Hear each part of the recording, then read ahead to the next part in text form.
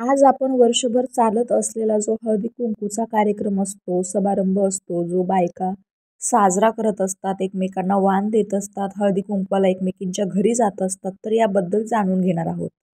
महाराष्ट्रात मकर संक्रांतीपासून रथसप्तमीपर्यंत हळदी-कुंकू कार्यक्रम करण्यात येतो. तसं तर वर्षभरच करतात, परंतु खरा मुहूर्त हा आहे. हळदी-कुंकू समारंभ का करावा? कुंकवाचे महत्त्व आणि उगम कधीपासून झाला? हळदी-कुंकवात महिला वाण का देतात? याबद्दल आज आपण डिटेल जाणून घेणार आहोत. नवीन वर्षातील पहिला सण मकर संक्रांती. हा सण मोठ्या उत्साहात साजरा होतो. महिला मकर संक्रांतीपासून रथसप्तमीपर्यंत घरोघरी हळदी-कुंकवाचा समारंभाचे आयोजन करतात. पण तुम्हाला माहिती आहे का? मकर संक्रांतीत हळदी-कुंकवाचा सण का साजरा करतात?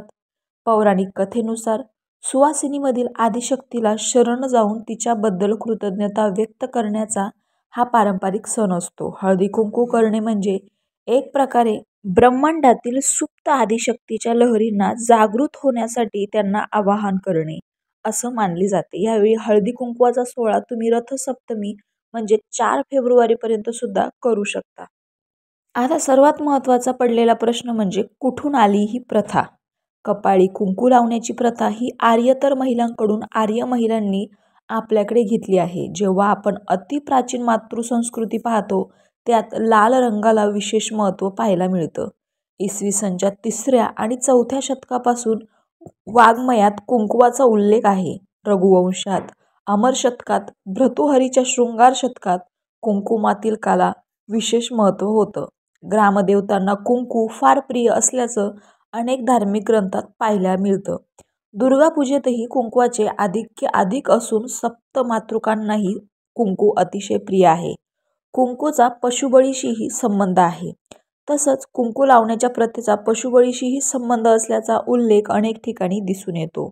शाक्त उपासनेत देवीच्या कपाळी पशुबलीच्या रक्ताचा टिळा लावला जात होता. स्त्री ही जगदंबेची अंशरूप असल्याचं मानलं गेल्यामुळे जेव्हा एखाद्या स्त्रीला गृहलक्ष्मी म्हणून घरात आणावयाचं असतं, तेव्हा शिकार करून एखाद्या पशुला मारावयाचं आणि त्याच्या रक्ताचा टिळा वधूच्या कपाळी लावून मग तिच्यासह गृहप्रवेश करावयाचा. अशी प्रथा दक्षिणेतल्या आर्यतर जातीत पाहायला मिळते. कुंकू अशा प्रकारे सौभाग्य प्रतीक मानलं जाऊ लागलं.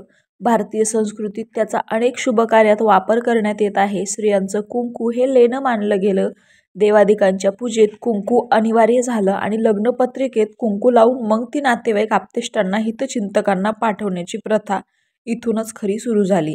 सुवासिनी घरातून बाहेर पडताना घरची गृहिणी तिला कुंकू लावते आणि म्हणते, तुझं सौभाग्य अक्षय अखंड राहो. यानंतर चैत्र गौरीचे चैत्र तीज ते अक्षय तृतीयेपर्यंत होणारे चैत्र वा वासंतिक हळदी कुंकू आणि संक्रांतीनिमित्त होणारे संक्रांत ते रथसप्तमी या काळात होणारे हळद कुंकू आजही केलं जातं. शिवाय गौरी, गणपती, नवरात्र ह्या धार्मिक सणातही काही कुटुंबात सौभाग्यवती स्त्रियांसाठी हळदी कुंकू करावयाची प्रथा आजही पाळली जाते. कसं करायचं नेमकं हळदी कुंकू? हळदी कुंकू म्हणजे स्त्रीमधील आदिशक्तीची पूजा करणे. त्यामुळे जेव्हा तुम्ही तिला हळदी कुंकू समारंभासाठी बोलवता, तेव्हा तिला योग्य पद्धतीने तिची पूजा करा.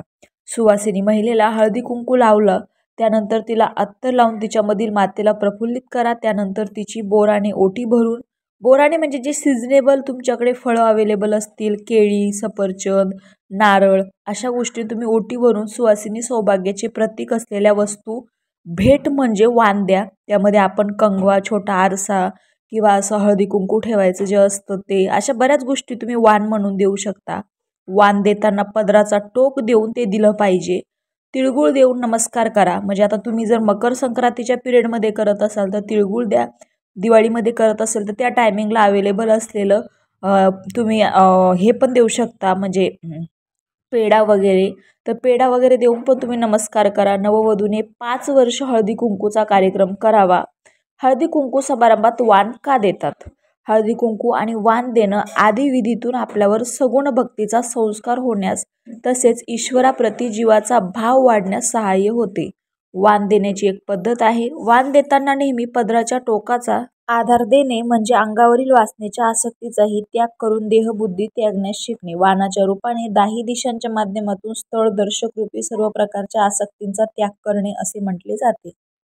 हा काळ साधनेला पोषक असल्याने या काळात दिलेल्या वाणातून देवता लवकर प्रसन्न होऊन जीवाला इच्छित फलप्राप्ती होते, म्हणजेच दान सत्कारणी लागते.